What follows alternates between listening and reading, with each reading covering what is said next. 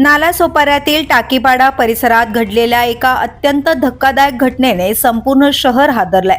नालासोपारा पूर्वेकडील सर्वोदय वसाहतीत मंगळवारी पहाटे भावानेच आपल्या सख्या बहिणीचा कोयत्याने निर्घृण खून करत शिरच्छेद केल्याची घटना उघडकीस आली आहे. या हत्येमुळे परिसरात भीती आणि संतापाचे वातावरण निर्माण झाले आहे.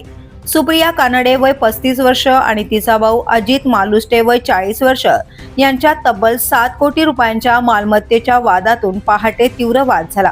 वाद विकोपाला गेल्यानंतर संतापाच्या भरात आरोपी अजित याने बहिणीवर कोयत्याने सपासप वार केले.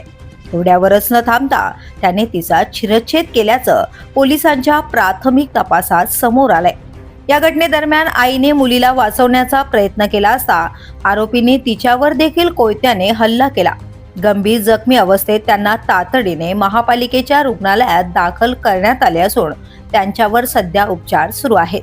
या घटनेची माहिती मिळताच तुळींज पोलिसांनी तात्काळ घटनास्थळी धाव घेत आरोपीला अटक केली. सुरुवातीला आरोपीने आपण मानसिक आजाराने त्रस्त असल्याचा बनाव करण्याचा प्रयत्न केला.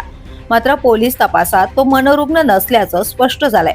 तो कोणताही नोकरी व्यवसाय करत नव्हता, तर घराचा खर्च बहीण सुप्रिया चालवत होती, अशी माहिती समोर आली आहे.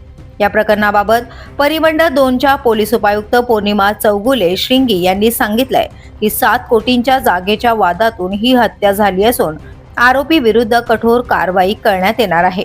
या दरम्यान वसई विरार परिसरात अलीकडच्या काळात सलग घडणाऱ्या हत्येच्या घटनांमुळे कायदा व सुव्यवस्थेवर गंभीर प्रश्नचिन्ह निर्माण झालं आहे.